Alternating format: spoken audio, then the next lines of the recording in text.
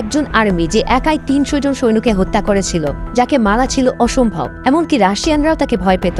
সেই সৈন্যই একবার খুঁজে পেল ২০ কেজি সোনা, আর সেই সোনা তার থেকে ছিনিয়ে নিতে চায় একদল নাৎজি সেনা। তারা কি পেরেছিল সেই সোনা নিতে? একটা দুর্দান্ত মাস্টারপিস মুভি নিয়ে এসেছি, যা দেখলে আপনারও গায়ে রক্ত গরম হয়ে যাবে। মুভির নাম শিশু। হঠাৎ করে এরকম নাম কেন দেওয়া হলো সেটা না হয় মুভির ভেতরেই বলবো। তো চলুন শুরু করা যাক আজকের মুভির গল্প। চ্যানেলে যারা নতুন আছেন তারা অবশ্যই সাবস্ক্রাইব করে দিন। সময়টা ছিল ১৯৪৪। গোটা ইউরোপ তখন দ্বিতীয় বিশ্বযুদ্ধের আগুনে জ্বলছিল। তা থেকে ফিনল্যান্ডও বাদ যায়নি। তবে ততদিনে জার্মানি অনেক দুর্বল হয়ে গিয়েছিল, আর তাদের হার নিশ্চিত ছিল। এই কারণে জার্মানির নাৎজি সেনা হেরে গিয়ে এবার পিছু হটছিল। এরই মাঝে ফিনল্যান্ড আর রাশিয়ার মধ্যে একটা ভয়ঙ্কর যুদ্ধ হচ্ছিল। কিন্তু জার্মানিকে হারানোর জন্য রাশিয়া আর ফিনল্যান্ড নিজেদের সেই যুদ্ধ বন্ধ করে একটা চুক্তি করে যে তারা যে করেই হোক আগে নাৎজিদের হারাবে। সেই চুক্তি মতো ফিনল্যান্ডের দায়িত্ব পড়ে তাদের দেশ থেকে সমস্ত নাৎজিদের তাড়ানো। এদিকে নাৎজিরা তো হেরে গিয়ে পিছু হটছিল, কিন্তু তারা এতটাই নৃশংস ছিল যে ফেরার পথে তাদের সামনে তারা যে সমস্ত শহর বা গ্রাম পাচ্ছিল সবকিছু ধ্বংস করে দিচ্ছিল। নিরীহ মানুষদের মেরে ফেলেছিল, ফসল নষ্ট করে দিচ্ছিল, এমনকি মেয়েদেরকেও ধর্ষণ করছিল। এই সব কিছুর মাঝে ফিনল্যান্ডের লেপগ্র্যান্ড নামের একটা বিশাল প্রান্তরে এক বয়স্ক মানুষকে দেখা যায়। এই লোকটির নাম ছিল আতামি। আতামি নদীর জল থেকে নুড়ি পাথর তুলে সেগুলোকে জলের মধ্যে ধুয়ে নিচ্ছিল। বেশ কয়েকবার ধুতেই খাদামাটি সরে গিয়ে ওই নুড়ি পাথরের মধ্যে সে একটা চকচকে পাথর দেখতে পায়। এটা ছিল একটা সোনার টুকরো। আতামির মুখে একটা হাসির রেখা ফুটে ওঠে। আতামি বহু বছর ধরে সোনার খনি খুঁজছিল। আজ এই প্রথমবার সে এক টুকরো সোনা পেল। সে বুঝে যায় এই নদীর আশেপাশে একটা সোনার খনি রয়েছে। এবার আতামি ওই জায়গায় তাঁবু টাঙিয়ে থাকতে শুরু করে আর আশেপাশে গর্ত খুঁড়তে শুরু করে। কিন্তু অনেক খোঁজাখুঁজির পরেও সে কিছুই পায় না। এদিকে আকাশ দিয়ে কিছুক্ষণ পরপর ফাইটার প্লেন উড়ে যাচ্ছিল। আতামি দেখে দূরে নাৎজি আর ফিনিশ সৈন্যদের মধ্যে যুদ্ধ হচ্ছে, আর একটু পরপরই বিকট শব্দে বোমা ফাটছে। অর্থাৎ যুদ্ধের তীব্রতা আগের থেকে অনেক বেড়ে গেছে। তবে তার এসবের দিকে কোনো ভ্রুক্ষেপ ছিল না। একদিন সকালে আতামি যখন মাটি খুঁড়ছিল তখন হঠাৎ থন করে একটা আওয়াজ হয়। সে সাথে সাথে হাত দিয়ে ওই জায়গার মাটি সরায়। দেখা যায় একটা বিশাল বড় সোনার চাই ওই জায়গায় মাটির মধ্যে চাপা পড়ে আছে। আতামি খুশিতে পাগল হয়ে যায়। সে কান্না করে দেয়। তার কয়েক বছরের পরিশ্রম আজ সফল। সেদিন রাতে আতামি ও সোনাগুলো তুলে ফেলে আর বন্দুক হাতে সারা রাত জেগে সেগুলো পাহারা দেয়। পরের দিন সকাল হতেই সে স্নান করে। আতামি যখন স্নান করছিল তখন তার গায়ে অজস্র কাটা দাগ দেখা যায়, এমনকি তার পেটও মাঝখান থেকে চেরা ছিল। এই দাগগুলোর কারণ কি তা মুভিতে পরে জানা যাবে। আতামি এবার সোনার টুকরোগুলো তার ঘোড়ার স্যাডেল ব্যাগে ভরে ফেলে। এবার সে চলতে শুরু করে, আর তার পেছন পেছন তার কুকুরটাও চলতে থাকে। এদিকে আতামি যে রাস্তা দিয়ে যাচ্ছিল ঠিক সেই দিক থেকেই একদল নাৎজি সেনা আসছিল, যারা এখন ফিনল্যান্ড ছেড়ে জার্মানি ফিরে যাচ্ছিল। আতামিকে দেখতে পেয়ে তারা সবাই দাঁড়িয়ে যায়। তাদের চোখে মুখে একটা নৃশংস ছাপ ফুটে ওঠে। এদিকে দেখা যায় একটা ট্রাকের মধ্যে বেশ কয়েকটা মেয়ে আছে। এই নাৎজি সেনারা নিজেদের মজার জন্য এই ফিনিশ মেয়েগুলোকে কিডন্যাপ করে এখানে নিয়ে এসেছিল। তবে আতামি চুপচাপ তাদের পাশ থেকে চলে যায়, যেন সে তাদের দেখতেই পায়নি। তবে এরই মধ্যে একজন সৈন্য সেই মেয়েদের ট্রাকটা থেকে বেরিয়ে আসে, স্নাইপার বের করে আর সোজা আতামির দিকে বন্দুক তাক করে। তবে তখনই তার সিনিয়র অফিসার ব্রুনো তাকে আটকায়। সে বলে শুধু শুধু গুলি নষ্ট করো না, ও নিজেই ওর মৃত্যুর দিকে যাচ্ছে। এরপর ব্রুনো সিটি মারে আর সবাইকে এগিয়ে যেতে বলে। এদিকে আতামি চলতে থাকে। একটু দূরে যেতেই সে দেখতে পায় রাস্তার পাশে প্রতিটা ইলেকট্রিক পোস্টারে একটা করে মানুষকে ফাঁসি দিয়ে ঝুলিয়ে দিয়েছে ওই নাৎজি সৈন্যরা। আর একটু দূরে যেতেই দেখা যায় ৪-৫ জন নাৎজি সৈন্য একটা গাড়ি নিয়ে দাঁড়িয়ে আছে। তারা এবার আতামিকে আটকায়। এদের গাড়ি খারাপ হয়ে গেছে, তাই আগের দলটা থেকে একটু পিছিয়ে গেছে। আর এই জন্যই ব্রুনো বলেছিল এই লোকটা ওর মৃত্যুর দিকে যাচ্ছে। এবার সৈন্যদের মধ্যে একজন আতামিকে ঘোড়া থেকে নামায় আর তাকে ঘাড় ধাক্কা দেয়। সে বলে তুমি কোথায় যাচ্ছ দাদু? ওদিকে গিয়ে কোনো লাভ নেই, ওদিকে আর কিছুই পাবে না। আতামির হাতের মুঠো শক্ত হয়ে যায়। এরই মধ্যে আর একটা সৈন্য গিয়ে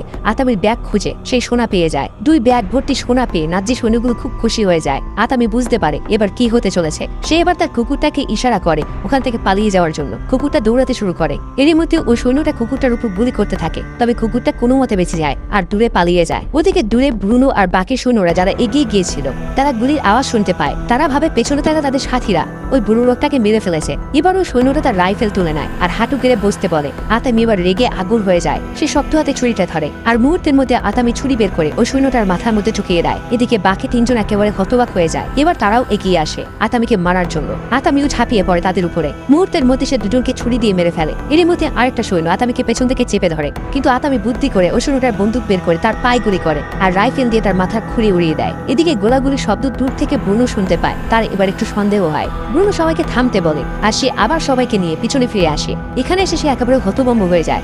যে বুড়ো লোকটাকে তারা এত আন্ডার এস্টিমেট করছিল সে কিনে তার দলের 4 জন সৈন্যকে একেবারে কসাইয়ের মতো মেরে ফেলেছে। ব্রুনো দেখে তখন একজন সৈন্য বেঁচে আছে। সে সৈন্যটার কাছে যায় আর তার হাতে সে একটা পুরো সোনা দেখতে পায়। এটা দেখে ব্রুনোর কাছে পুরো ব্যাপারটা পরিষ্কার হয়ে যায় যে ওই বুড়ো লোকটার কাছে প্রচুর পরিমাণে সোনা আছে। এদিকে আতামি তার ঘোড়া নিয়ে আবার নিজের গন্তব্যের দিকে যাচ্ছিল, কিন্তু সে হঠাৎ করে পেছনে ট্যাঙ্কের আওয়াজ শুনতে পায়। সে দেখে ব্রুনো ফুল স্পিডে ট্যাঙ্ক নিয়ে এদিকে আসছে। আতামি এবার জোরে ঘোড়া ছুটিয়ে দেয়, কিন্তু ব্রুনো পিছন থেকে আতামির দিকে তাক করে ফায়ার করতে থাকে। আতামি কোনো মতে এদিক ওদিক করে সাইড হয়ে যাচ্ছিল, আর মুহূর্তের মধ্যেই আতামি ওই ট্যাঙ্কের রেঞ্জের বাইরে চলে যায়। এদিকে ব্রুনো আর ট্যাঙ্ক নিয়ে পিছু করে না, যেন সে কোনো কিছুর অপেক্ষা করছিল। আতামিও দেখে নাৎজিরা আর আসছে না। সে এবার ঘোড়ার গতি কমিয়ে দেয় আর ঘোড়ার গায়ে হাত বুলিয়ে তাকে শান্ত করে। কিন্তু হঠাৎই একটা ভীষণ জোরে ব্লাস্ট হয়। বোমার আঘাতে ওই ঘোড়াটা টুকরো টুকরো হয়ে যায়, আর আতামিও দূরে ছিটকে পড়ে। এদিকে দূর থেকে ব্লাস্টের আওয়াজ শুনে ব্রুনোর মুখে একটা শয়তানের হাসি ফুটে ওঠে। এবার তারা সেদিকে সব দলবল নিয়ে এগোতে থাকে। অন্যদিকে আতামি দেখে তার চোখের সামনে তার প্রিয় ঘোড়াটা মরে পড়ে আছে। সে ঘোড়াটাকে জড়িয়ে ধরে কাঁদতে থাকে। এখানে দেখা যায় আশেপাশে রাস্তায় অজস্র মাইন বোম ছড়িয়ে আছে। এগুলো রেখেছে ব্রুনো আর তার সৈন্যরা, যাতে এই রাস্তায় যেই আসবে সেই যেন মারা যায়। আর এই মাইনে পা লেগে আতামির ঘোড়া মারা গেছে। আতামি আবার নিজেকে সামলায় আর আশেপাশে ছড়িয়ে ছিটিয়ে থাকা সোনাগুলো জড়ো করতে থাকে। এটা ছিল তার শেষ জীবনের সম্বল। সে কোনোভাবেই এই সোনা হারাতে চায় না। এরই মধ্যে ব্রুনো আর তার বাকি সাথীরা সেখানে পৌঁছে যায়। এবার তারা সবাই বাইরে বেরিয়ে আসে আর আতামির দিকে বন্দুক তাক করে। তবে আতামি সেদিকে কোনো ভ্রুক্ষেপে ছিল না। সে সব সোনা একজোট করতে ব্যস্ত ছিল। ব্রুনো দাঁড়িয়ে দাঁড়িয়ে সব দেখতে থাকে। সে ভাবে এই লোকটা কি পাগল? তার সামনে সাক্ষাৎ মৃত্যু দাঁড়িয়ে আছে, অথচ তার কোনো হুঁশ নেই। কিছুক্ষণের মধ্যেই আতামি তার ব্যাগ ভরে ফেলে, আর এই ফাঁকে সে একটা পাথরের টুকরো তুলে নেয়। এরই মধ্যে উল্ফ তার স্নাইপার তুলে আতামির দিকে তাক করে, কিন্তু হঠাৎই আতামি তার হাতে পাথরটা সুদা ছুঁড়ে মারে একটা মাইনের উপরে। সাথে সাথে ভীষণ জোরে একটা ব্লাস্ট হয় আর চারিদিকে ধোয়া ধোয়া হয়ে যায়। নাৎজিগুলো ভয় পেয়ে যায় আর এলোপাথারি গুলি করতে থাকে। এদিকে আতামি তার হাতে থাকে স্টিলের ডিশটাকে ঢাল বানিয়ে গুলিগুলোকে আটকে দেয়। ব্রুনো দেখে এভাবে গুলি নষ্ট করে কোনো লাভ নেই। সে সবাইকে থামতে বলে। যেহেতু ওই রাস্তায় মাইন বেছানো ছিল, তাই তারা ট্যাঙ্ক বা গাড়ি নিয়ে ওদিকে এগোতে পারছিল না। ব্রুনো এবার একজন সৈন্যকে ওই দিকে যেতে বলে। ওই সৈন্যটা খুব ভয়ে ভয়ে এগোতে থাকে। একে তো সামনে ধোয়া ছিল, আর একদিকে পায়ের নিচেই মাইন ছিল। এরই মধ্যে একটা মাইন এসে সৈন্যটার মাথার উপরে পড়ে। সাথে সাথে সৈন্যটা টুকরো টুকরো হয়ে যায়, আর এই মাইনটা ছুড়ে মেরেছিল আতামি। ব্রুনো আর তার বাকি টিম একেবারে থতমত খেয়ে যায়। তারা টানা 6 বছর ধরে যুদ্ধ করছে, এমন ঘটনা তারা কোনোদিন দেখেনি। এবার ব্রুনো আরো 2জন সৈন্যকে এগিয়ে যেতে বলে। এই দুজন এবার রাস্তা থেকে না গিয়ে রাস্তার পাশ থেকে দৌড়াতে থাকে। একটু দূর যেতেই একজন ব্লাস্ট করে মারা যায়, আর একটু পরে আরেকজন মারা যায়। ব্রুনো তখন উল্ফকে জিজ্ঞাসা করে, তোমরা এখানে কত মাইন বিছিয়েছো? উল্ফ বলে, আমাদের কাছে যা মাইন ছিল সব এখানে বিছিয়ে দিয়েছি। এবার ব্রুনো ওই ঘোড়াটার দিকে এগিয়ে যায় আর ওখানে একটা ট্যাগ দেখতে পায়। এই ট্যাগটা ছিল আতামির। ব্রুনো ভাবে এইরকম ভাবে চলতে থাকলে তার সব সৈন্যই মারা যাবে। এবার ব্রুনো তাদের সাথে করে যে মেয়েগুলোকে নিয়ে এসেছিল তাদের দুজনকে বের করে। এদের দুজনের হাতে দড়ি বেঁধে রাস্তার 2 দিক থেকে হাঁটতে বলা হয়। ওই মেয়ে দুটো ঠিক সেই দূরত্বেই হাঁটছিল যতটা দূরত্ব ট্যাঙ্কের 2 চাকার মধ্যে ছিল। যদি এখানে কোনো মাইন থাকে তাহলে এই মেয়ে দুটো আগে মারা যাবে। এবার ব্রুনো যে ট্যাগটা পেয়েছিল সেটার ব্যাপারে তারা খোঁজ চালায়। উল্ফ ডাইরেক্ট জেনারেলের সাথে কথা বলে। জেনারেলের কথা শুনে তার মুখ শুকিয়ে যায়। জেনারেল বলে, তোমাদের ভাগ্য ভালো যে তোমরা বেঁচে গেছো। এই ট্যাগটা যার, তার নাম আতামি কর্পে। এ হলো ফিনল্যান্ডের সব থেকে ভয়ঙ্কর যোদ্ধা। রাশিয়ার সাথে ফিনল্যান্ডের উইন্টার যুদ্ধে আতামির পুরো পরিবার মারা যায়। সেই থেকে সে আরো বেশি ভয়ঙ্কর হয়ে যায়। তাকে ফিনল্যান্ডের আর্মিরা কন্ট্রোল করতে পারছিল না। শেষে তারা আতামিকে একাই রাশিয়ান সৈন্যদের সাথে যুদ্ধ করতে পাঠায়, যাতে সে যুদ্ধে মারা যায়। বলা হয় সেখানে আতামি একাই 300 জন রাশিয়ানকে মেরে ফেলেছিল। রাশিয়ানরা বহু চেষ্টা করেছিল আতামিকে মারার, কিন্তু তারা পারেনি। তখন রাশিয়ানরা আতামিকে একটা নাম দেয়, কোসেই, যার অর্থ অমর। তোমরা ভুলেও এই লোকটার সাথে ঝামেলা জড়িও না, তোমরা এখনই নরওয়ে ফিরে যাও। কিন্তু ব্রুনো এসব কথা কোনো পাত্তাই দেয় না। সে বলে, আমরা এমনিতেই যুদ্ধে হেরে যাচ্ছি। জার্মানিতে ফিরে গেলে আমাদেরকে ধরে ফাঁসি দেওয়া হবে, কিন্তু এই সোনাই আমাদেরকে বাঁচাতে পারে। আমরা নতুন করে জীবন শুরু করতে পারবো। এর মধ্যে তারা সেই মাইনে জায়গা থেকে বেরিয়ে এসেছিল। এবার ব্রুনো ফুল স্পিডে ট্যাঙ্ক চালানোর জন্য বলে। অন্যদিকে আমরা আতামিকে দেখতে পাই। সে কোনো মতে ওই জায়গা থেকে পালিয়ে এসেছে, তবে বোমার আঘাতে সে অনেকটা দুর্বল হয়ে গেছে। আতামি এখানে একটা খারাপ গাড়ি দেখতে পায়। এবার সে ওই গাড়িটার পাশে বসে একটু রেস্ট নেয়। এখানে আতামির কুকুরটাও আবার গন্ধ শুকে তার কাছে চলে আসে। আতামির পায়ে একটা গুলি লেগেছিল। সে এবার পায়ে একটা বেল করে নেয় আর ছুরি দিয়ে সেই গুলিটা বের করে। আর মুভির শুরুতে আতামির গায়ে যে কাটা দাগগুলো আমরা দেখেছিলাম সেগুলো যুদ্ধের সময় হওয়া তার ক্ষত। এই ক্ষত নিয়েও আতামি লড়াই করে যাচ্ছে। মুভির নাম শিশু। এটা কিন্তু সেই বাচ্চা শিশু নয়। শিশু একটা ফিনিশ শব্দ, যার কোনো বাংলা মানে নেই। বলা হয় যখন সব আশা শেষ হয়ে যায় তখন শিশু আসে, যার লক্ষ্য একেবারে নিশ্চিত। তার সামনে যতই বাধা আসুক না কেন, সে তার লক্ষ্য থেকে কখনো পিছু হটে না। সে যেমন সাহসী তেমনই দৃঢ়তার সংকল্প। সে যে কোনো পরিস্থিতিতে নিজেকে মানিয়ে নিতে পারে। আতামি ব্যথায় জ্ঞান হারিয়ে ফেলে, তবে একটু পরে ট্যাঙ্কের শব্দে তার আবার হুঁশ ফিরে আসে। সে দেখে নাৎজি সৈন্যরা তাকে খুঁজতে খুঁজতে এখানে চলে এসেছে। আতামি সাথে সাথে নিজেকে একদম সাইডে সরিয়ে নেয়, যাতে তাকে দেখা না যায়। তখনই তার পাশ থেকে একটা ট্যাঙ্ক চলে যায়। তারা তাকে দেখতে পায়নি, কিন্তু আতামি দেখে পিছনে দুটো কুকুর আসছে, যারা তার গায়ের গন্ধ শুকে বুঝে যাবে যে সে কোথায় আছে। আতামি কি করবে ভেবে পায় না। তখন সে গড়িয়ে একটা ট্রাকের নিচে চলে যায় আর ওটা ধরে ঝুলতে থাকে। তবে তার গায়ের গন্ধে কুকুরগুলো এবার এই দিকে আসছিল। আতামি এবার গাড়ির তেলের ট্যাঙ্ক ফুটো করে দেয় আর সব তেল তার গায়ে এসে পড়তে থাকে। এতে তার গায়ের গন্ধ তেলের গন্ধে ঢাকা পড়ে যায়, ফলে কুকুরগুলো আর তাকে খুঁজে পায় না। তবে তখনই একজন নাৎজি দেখতে পায় মাটিতে তেল পড়ে আছে। তারা এবার গাড়ির নিচে খুঁজতে থাকে। আতামি এবার গাড়ির নিচ থেকে বেরিয়ে ছুটতে শুরু করে আর উলফ তাকে দেখে ফেলে। সাথে সাথে সে স্নাইপার দিয়ে আতামির পায়ে একটা গুলি করে। আতামি পড়ে যায়। ব্রুনো বলে, এর আর পালানোর রাস্তা নেই, একে গুলি মেরো না, কুকুর দুটোকে ছেড়ে দাও। এবার কুকুর দুটো আতামির দিকে দৌড়ে আসে। আতামি সাথে সাথে একটা দেশলাই কাঠি নিয়ে আগুন জ্বালায় আর মুহূর্তের মধ্যে তার সারা গায়ে আগুন ধরে যায়। এদিকে আগুন দেখে কুকুর দুটো ভয়ে পিছিয়ে যায়। এবারও সৈন্যগুলো এলো পাতারে গুলি চালিয়ে হয়। তবে আতামি সোজা দৌড়ে নদীর ঘাটে চলে যায় আর জলে ঝাঁপ দেয়, ফলে তার গায়ের আগুনও নিভে যায়। এবার সব সৈন্যরা নদীর ধারে আসে আর অপেক্ষা করতে থাকে আতামি কতক্ষণে উপরে উঠবে। কিছুক্ষণের মধ্যেই আতামি একবার জলের উপর মাথা তোলে। সাথে সাথে উলফ তার স্নাইপার দিয়ে আতামির উপর গুলি করে, কিন্তু এরই মধ্যে আতামি এবার জলে ডুব দেয়, ফলে তার গায়ে গুলি লাগে না। এরপর অনেকক্ষণ পার হয়ে যায়, আতামি ওপরে ওঠে না। তখন ব্রুনো তিনজন সৈন্যকে নৌকা দিয়ে নদীর মাঝে পাঠায় ও সোনা নিয়ে আসার জন্য। একজন সৈন্য এবার জলে ঝাঁপ দেয়, তবে সে জলের নিচে কিছু বুঝে ওঠার আগে আতামি ছুরি দিয়ে তার গলা কেটে ফেলে আর তার ফুসফুস থেকে বের হওয়া হাওয়া নিজে নিয়ে নেয়। এদিকে জলের উপর রক্ত দেখে ব্রুনো পরের জনকে জলে নামতে বলে, আর এই সৈন্যটারও ঠিক একই অবস্থা হয়। এবার ব্রুনো শেষ জনকে জলে নামতে বলে, কিন্তু সে এতটাই ভয় পেয়েছিল যে জলে নামছিল না। ব্রুনো তখন উলফকে বলে, এ যদি নৌকা নিয়ে পালায় তাহলে একে গুলি করবে। এরই মধ্যে দেখা যায় ওই সৈন্যটা নৌকা নিয়ে ওপারে পালিয়ে যাচ্ছে। উলফ সাথে সাথে গুলি করে আর ওই সৈন্যটাকে মেরে ফেলে, কিন্তু সৈন্যটা মারা যাওয়ার পরেও নৌকাটা তখনও এগিয়ে যাচ্ছিল, মানে ওই সৈন্যটা নিজে থেকে ওপারে যাচ্ছিল না। আতামি জলের নিচ থেকে ওই নৌকাটাকে টেনে নিয়ে যাচ্ছিল। সে এবার জল থেকে উপরে ওঠে আর দৌড়াতে শুরু করে। ওদিক থেকে উলফ ট্যাঙ্কের মেশিন গান দিয়ে লাগাতার ফায়ার করতে থাকে, তবে কোনো মতে আতামি সেই গুলি থেকে বেঁচে যায় আর পালিয়ে যায়। এদিকে নদীর ধারে আতামি সেই কুকুরটা চলে আসে আর আতামিকে চলে যেতে দেখে ডাকতে থাকে। তখন ব্রুনোর চোখ যায় ওই কুকুরটার দিকে আর আবার তার মাথায় একটা শয়তানি বুদ্ধি আসে। অন্যদিকে আতামি হাঁটতে হাঁটতে তার গ্রামে এসে পৌঁছায়, কিন্তু একই চারিদিকে আগুন জ্বলছে। নাৎজি সৈন্যরা কতটা নিষ্ঠুর, তারা একটা সম্পূর্ণ গ্রামকে জ্বালিয়ে দিয়েছে। এখানে চারিদিকে ধোঁয়া আর কান্নার আওয়াজে একটা বিষণ্ণ পরিবেশ তৈরি হয়েছিল। আতামি এবার চলতে চলতে একটা ভাঙা বাড়ির কাছে এসে বিশ্রাম নেয়। বেশ কিছুক্ষণ কেটে যায়, হঠাৎই কুকুরের আওয়াজে আতামির ঘুম ভেঙে যায়। এই কুকুরের ডাক সে চেনে। আতামি বাইরে আসে, সে অন্ধকারে খুঁজতে থাকে তার কুকুরটা কোথায় আছে। এরই মধ্যে সেই কুকুরটা দৌড়াতে দৌড়াতে আসে। আতামি তাকে ধরতে যাবে, এমন সময় দেখা যায় কুকুরটার গায়ে একটা বোমা বাঁধা আর তার শোলতে আগুন জ্বলছে। আতামি সাথে সাথে কুকুরটা সেই বোমা ধরে ছুঁড়ে মারে, কিন্তু তখন সেই বোমাটা ব্লাস্ট করে আতামি ছিটকে পড়ে। এরই মধ্যে ব্রুনো আর উলফ সেখানে চলে আসে। আতামের কুকুর যে আতামের গায়ের গন্ধ শুকে তার পিছু করবে সেটা ব্রুনো জানতো, এই জন্য সে নিরীহ কুকুরটার গায়ে বোমা বেঁধে আতামির কাছে পাঠিয়েছিল। এবার উলফ তার কাছে থাকা একটা ফাঁসির দড়ি সামনে একটা পোস্টারে ঝুলিয়ে দেয় আর দড়ির আর একটা মাথা আতামির গলায় পরিয়ে দেয়। এবার সে দড়ি টেনে আতামিকে ফাঁসিতে ঝুলিয়ে দেয়। আতামি বেশ কিছুক্ষণ ধরে ছটফট করতে থাকে আর একটু পরে সে মারা যায়। আতামির মৃত্যুতে সম্মান জানাতে একজন নাৎজি সেনা তার টুপি খোলে, কারণ আতামির মতো যোদ্ধাকে সম্মান দেখানো উচিত, তা সে যত বড় শত্রু হোক না কেন।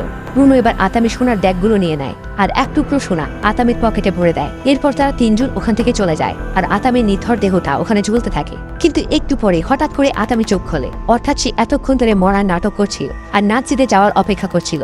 এবার সে অনেক কষ্টে ওই পোস্টারে থাকা একটা প্রেকের উপর নিজের পা রাখে, যাতে তার গলার ফাঁসটা একটু হালকা হয়, কিন্তু তার পা বারবার করে ফসকে যাচ্ছিল। আতামি এবার ওখানে একটা রড দেখতে পায়, সেবার ওই রডের মধ্যে নিজের গুলিবিদ্ধ পায়ের ক্ষতটাকে চেপে ধরে। ব্যথায় আতামি ছটফট করতে থাকে, কিন্তু ওই রডে আটকে থাকার কারণে তার শরীরের ওজন কিছুটা কম হয় আর আতামি শ্বাস নিতে পারে। সেদিন সারা রাত আতামি ওখানে ঝুলেছিল। পরের দিন সকালে অনেক নিচ থেকে একটা প্লেন উড়ে যায় আর আতামি যে পোস্টারে ঝুলছিল সেটা হাওয়ার গতিতে বেঁকে যায় আর একটু পরে আতামি থপ করে ওখানে পড়ে যায়। কিছুক্ষণ আগে যে প্লেনটা উড়ে গিয়েছিল সেই প্লেনটা এবার কাছেই ল্যান্ড করে। এটা একটা জার্মান প্লেন ছিল। দুজন নাৎজি সেখানে আসে তেলের খোঁজে। তখন একজন সেনা ওখানে আতামিকে দেখতে পায়। সে ভাবে ফাঁসি দেওয়ার পর কিভাবে একজন মানুষ বেঁচে আছে। ওই সৈন্যটা এবার তার বন্দুক বের করে গুলি করার জন্য। এরই মধ্যে আতামি ওই সৈন্যটার পায়ে লাথি মারে আর সে সোজা একটা ইটের উপর পড়ে আর মাথা ফেটে মারা যায়। এবার আরেকজন যে সৈন্য ছিল তার মাথায় আতামি জোরে ইট দিয়ে একটা বাড়ি মারে আর তাকে অজ্ঞান করে ফেলে। আতামির এবার মন খুব খারাপ হয়ে যায়। সে হাতে ওই সোনার টুকরোটা নিয়ে বসেছিল, যেটা ব্রুনো তার পকেটে কাল রাতে রেখে গিয়েছিল। তার সব কষ্টে সোনা ওই নাৎজিরা চুরি করে নিয়েছিল।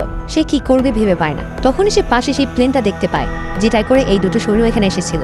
আতামির মাথায় এবার একটা বুদ্ধি আসে। সে এবার ওই সৈন্যটার ড্রেস পরে নেয় আর তার পেটের কাছে যে কেটে গিয়েছিল আতামি একটা লোহার তাহার নিয়ে সেটা সেলাই করে আর গায়ে যে গুলি লেগেছিল সেটাও বের করে। এবার সে পেট্রোল দিয়ে তার ক্ষত জায়গাগুলো ধুয়ে ফেলে আর সে ট্রেনটা নিয়ে বেরিয়ে যায়। এদিকে ব্রুনো তার দল নিয়ে নরওয়ের দিকে যাচ্ছিল। এই সময় সে বুদ্ধি করে সে আর উলফ ওখান থেকে পালিয়ে যাবে আর সামনে একটা প্লেন তাদের জন্য অপেক্ষা করছিল। কিন্তু কিছু দূর যেতেই তারা দেখতে পায় রাস্তার মধ্যে একটা ফাইটার প্লেন পড়ে আছে। প্লেনে কেউ বেঁচে আছে কিনা সেটা দেখার জন্য ব্রুনো কয়েকজন সৈন্য নিয়ে এগিয়ে যায়। দেখা যায় প্লেনে একটা মৃত নাৎজি সৈন্য রয়েছে আর তার গলায় একটা দড়ি বাঁধা। উলফ এই দড়িটা দেখে চিনতে পারে সে কাল রাতেই এই দড়িটা দিয়ে আতামিকে ফাঁসি দিয়েছিল। ব্রুনো এবার ভয় পেয়ে যায়, এটা কি করে সম্ভব। সে সাথে সাথে সবাইকে বলে ফুল স্পিড এখান থেকে যেতে, যা কিছুই হয়ে যাক না কেন কেউ কোথাও দাঁড়াবে না। ওই সৈন্যদলটা আবার চলতে শুরু করে, কিন্তু এরই মধ্যে তাদের মৃত্যু লীলা শুরু হয়ে যায়। মেয়েগুলোকে যে ট্র্যাকে করে নিয়ে যাওয়া হচ্ছিল সেখানে দুটো সৈনিক বসেছিল। হঠাৎ একজনের গলায় ছুরির কোপ পড়ে, সে সাথে সাথে মারা যায়। আরেকটা সৈন্য বাইরে মুখ বাড়িয়ে দেখতে যায় কি হয়েছে। এরই মধ্যে তাকে টেনে বাইরে ফেলে দেয়, আর পেছন থেকে আসা ট্যাঙ্কটাও সৈন্যটাকে পিষে ফেলে। এরপর আতামি ওই ট্র্যাকে ঢোকে। সে ওখানে থাকা মেয়েগুলোকে রাইফেল দেয় যাতে তারা ওই নাজিদের সাথে লড়াই করতে পারে। আতামি আবার বাইরে বেরিয়ে যায়। এই ট্রাকটা যে চালাচ্ছিল তার কানের পাশ থেকে হঠাৎ করে একটা লোহার রড ঢুকে যায়, তবে সে বেঁচে যায়, কিন্তু পরেরটা সোজা তার মাথার খুলি দিয়ে ঢুকে যায়। আতামি এবার ওই লোকটাকে টেনে বাইরে ফেলে দেয়। এবার ওই মেয়েগুলোর মধ্যে একজন ওই ট্রাকটা চালাতে থাকে। ওই মেয়েটা আবার ট্রাকটার স্পিড বাড়িয়ে সামনে থাকা সৈন্যরা ট্রাকের পাশে নিয়ে যায়। সাথে সাথে ভেতর থেকে মেয়েগুলো রাইফেল বের করে আর সবকটা সৈন্যকে মেরে ফেলে। আতামি এবার ট্রাক থেকে ওই ট্যাঙ্কের উপর ঝাঁপ দেয়। সে তার হাতের কুড়ুল দিয়ে ট্যাঙ্কের গেটের উপর ঘা মারতে থাকে। এই সময় ব্রুনো বুদ্ধি করে ট্যাঙ্কে ব্রেক করে আর আতামি নিচে পড়ে যায়। মুহূর্তের মধ্যে গেট খুলে উল্ফ বাইরে বেরিয়ে আসে আর এলোপাথারি গুলি চালাতে থাকে, তবে আতামি কোনো মতে বেঁচে যায়। সে আবার ট্যাঙ্কে উঠে পড়ে। এবার শুরু হয় আতামি আর উল্ফের মধ্যে ফাইট। আতামি ঘুষি মেরে উল্ফের হাত ভেঙে দেয়। এই সময় তারা দুজনেই ট্যাঙ্ক থেকে নিচে পড়ে যায়। ব্রুনো পেরিস্কোপ দিয়ে দেখতে পায় যে উল্ফ পড়ে গেছে, কিন্তু সে তাকে বাঁচানোর বদলে সেখান থেকে পালিয়ে যায়। এদিকে আতামি উল্ফকে কাহিল করে ফেলে। সে এবার হাতের কুড়ুলটা তুলে ধরে উল্ফকে মারার জন্য, কিন্তু উল্ফ হাত জোর করে ক্ষমা চায়। এরই মধ্যে দুজন নাজি সেখানে বাইক নিয়ে আসে। আতামি তার হাতের কুড়ুল তুলে ওই দুজনকে সাবধান করে দেয়। এবার ওই দুজন ভয়ে তাদের বন্দুক ফেলে ওখান থেকে দৌড়ে পালিয়ে যায়। উল্ফকে ওখানেই ফেলে রেখে আতামি ওই বাইকে উঠে পড়ে আর ব্রুনোর পিছু করে। উল্ফ ভাবে সে হয়তো বেঁচে গেছে, কিন্তু তখনই দেখা যায় সেই মেয়েগুলোকে, যে মেয়েগুলোকে তারা এতদিন ধরে অত্যাচার করেছিল, আজ এই মেয়েগুলো তাদের বদলা নেবে। অন্যদিকে দেখা যায় ব্রুনো ট্যাঙ্ক নিয়ে সে প্লেনের কাছে চলে এসেছে, যেটাই করে সে পালিয়ে যাওয়ার প্ল্যানিং করেছিল। এখানে একজন পাইলট তার জন্য অপেক্ষা করছিল।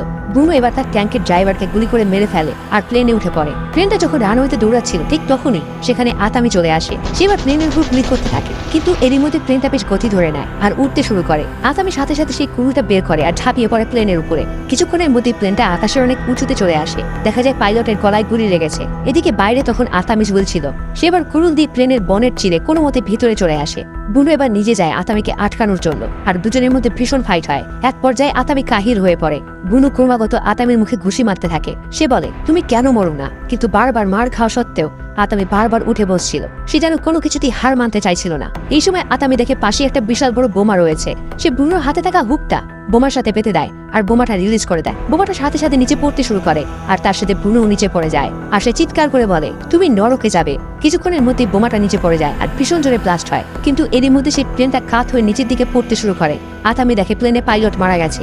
সে ওখানে অনেক খোঁজে, কিন্তু ওখানে একটাও প্যারাশুট ছিল না। আতামি কি করবে ভেবে পায় না। সে সোনার ব্যাগটা নিজের কাছে আঁকলে নেয় আর নিজেকে প্লেনের সাথে শক্ত করে বেঁধে ফেলে। কিছুক্ষণের মধ্যেই প্লেনটা ক্র্যাশ করে যায়। এটা একটা জলা জায়গা ছিল, চারিদিকে খাতা ছিটকে পড়ে। এখানে অনেক সময় পার হয়ে যায়, কিন্তু আতামিকে দেখা যায় না। তো তখনই দেখা যায় জলের মধ্যে দেখে বুদবুদ করে পাপেল উঠছে। আতামি এবার কুড়ুল দিয়ে অনেক কষ্টে নিজেকে খাদা থেকে বের করে। সাথে সে সোনার ব্যাগ দুটো বের করে। তার সারা গায়ে খাদা লেগেছিল আর তার মুখে ছিল মৃত্যুকে জয় করার অহংকার। অন্যদিকে আমরা সেই মেয়েগুলোকে দেখতে পাই। তারা ব্রুনোর ট্যাঙ্কটাকে উদ্ধার করে এনেছে আর সাথে উল্ফকেও তারা ধরে এনেছে। এবার তারা উল্ফকে ফিনল্যান্ডের সৈন্যদের হাতে তুলে দেয়। যুদ্ধবিধ্বস্ত শহর দেখতে পায়। এখানে একটা ব্যাংকের সামনে আতামি বাইক নিয়ে আসে। তার কাঁধে সেই সোনার ব্যাগ দুটো নিয়ে সে ব্যাংকে ঢোকে। তাকে দেখে সবাই ভয়ে দূরে সরে যায়। আতামি ব্যাংকে টেবিলের উপরে দুটো ব্যাগ থেকে সোনা ঠেলে দেয়।